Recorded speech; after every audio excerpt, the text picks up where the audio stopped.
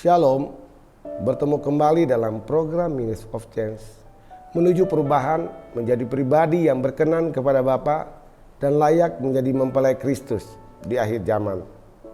Tema yang saya bawakan hari ini, berlakulah bijak di segala situasi. Amsal 8 ayat 33 katakan, dengarkanlah didikan, maka kamu menjadi bijak, janganlah mengabaikannya. Di tengah situasi dunia yang serba tidak menentu dan mudah sekali berubah, orang percaya dituntut untuk memiliki hati yang bijaksana dalam menyingkapi segala sesuatu yang terjadi. Kalau tidak, kita akan mudah hanyut oleh derasnya tarikan dunia yang membawa kita semakin jauh dari Tuhan. Jika kita tidak punya hati yang bijaksana, kita akan mudah sekali kecewa, sakit hati, putus asa, mengasihani diri sendiri, dan mengikuti keinginan daging, bahkan jauh daripada Tuhan. Rasul Paulus menasihati jemaat di Efesus. Dikatakan, karena itu perhatikanlah dengan seksama bagaimana kamu hidup. Janganlah seperti orang bebal, tetapi seperti orang arif. Dan pergunakanlah waktu yang ada, karena hari-hari ini adalah jahat. Bahkan pemazmur, bagaimana Musa katakan,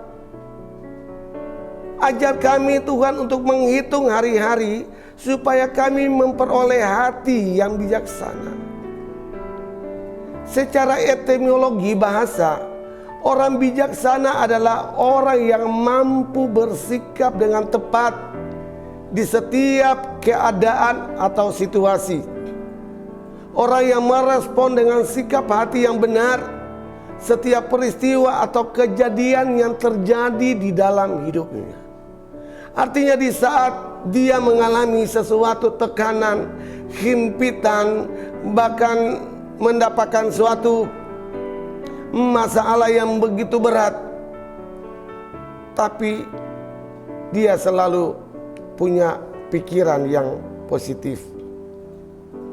Bagaimana supaya kita memiliki hati yang bijak? Amsal 8 ayat 32 bahkan sampai 33 katakan, oleh sebab itu, hai anak-anak, dengarkanlah aku, karena berbahagialah mereka yang memelihara jalan-jalanku. Dengarkanlah didikan, maka kamu menjadi bijak, janganlah mengabaikannya. Oleh sebab itu setiap didikan, setiap kebenaran firman Tuhan yang kita baca, yang kita dengar, biarlah Bapak Ibu Saudara yang terkasih, janganlah kita mengabaikan itu. Oleh sebab itu ketika kita masih hidup, marilah kita dekat dengan Tuhan. Kita renungkan firman Tuhan siang dan malam, serta melakukannya. Hari-hari ini Tuhan mencari bukan hanya kita membaca firman Tuhan, tapi setiap hari kita renungkan kebenaran firman Tuhan. Mungkin di saat kita bangun pagi, di saat kita kerja, di saat kita lagi santai, kita selalu katakan, Tuhan Engkau baik. Karena hari ini kalau saya ada, itu karena pertolongan dan penyertaan-Mu. Bahkan Amsal 9 ayat 10 katakan, permulaan hikmat adalah takut akan Tuhan, dan mengenal yang Maha Kudus adalah pengertiannya. Hikmat yang sejati hanya dapat kita peroleh melalui hubungan karib kita dengan Tuhan. Karena Dia, Yesus Kristus, adalah sumber hikmat itu. Jadi kebijaksanaan yang sejati takkan kita dapatkan dari kita membaca buku-buku pengetahuan, atau buku-buku filsafat, atau buku-buku yang lainnya yang kita bisa beli atau yang kita bisa dapat dari teman. Melainkan hikmat yang sejati di saat kita renungkan kebenaran firman Tuhan. Dan firman itu akan menjadi rema di dalam hidup kita. Sehingga di dalam situasi, dalam kondisi di mana kita perhadapkan dengan pilihan. Kita tahu Roh Kudus akan memberikan hikmat bagi kita untuk kita bisa menyelesaikannya. Bapak Ibu yang terkasih di dalam Tuhan, hari-hari ini saya mau katakan, kita jangan takut, kita jangan kalah. Saya melihat ada satu slogan yang ada di kantor Penggadaian, katakan gini: mengatasi masalah tanpa masalah. Tapi apa yang terjadi di saat orang datang ke Penggadaian? Apakah masalahnya sudah selesai? Sorry, ternyata masalahnya semakin hari semakin menumpuk. Oleh sebab itu, hari ini saya mau katakan buat Bapak Ibu Saudara yang dikasihi oleh Tuhan,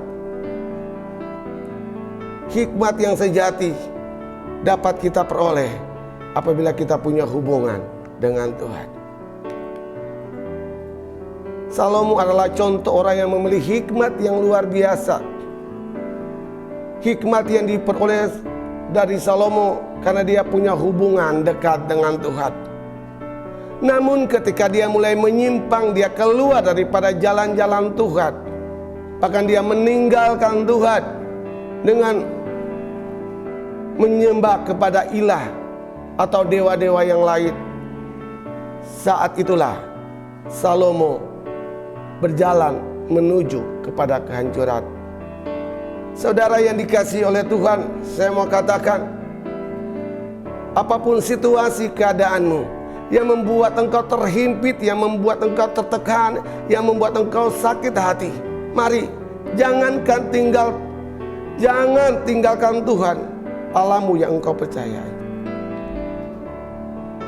Karena kita percaya, kita imani, kita yakini, setiap pertemuan kita, perjumpaan kita, waktu yang kita siapkan untuk Tuhan, itu tidak pernah sia-sia dalam hidup kita. Oleh sebab itu Bapak Ibu yang dikasihi oleh Tuhan, mari saya mau katakan, milikilah hati yang bijaksana adalah hasil dari orang yang berproses. Karena orang yang mengalami proses, dia akan bisa membedakan mana yang baik dan mana yang benar. Karena oleh sebab itu Bapak Ibu yang dikasihi oleh Tuhan, marilah kita taat dan hidup dekat dengan Tuhan. Karena apa yang kita lakukan, Tuhan buat semuanya berhasil. Tuhan Yesus memberkati.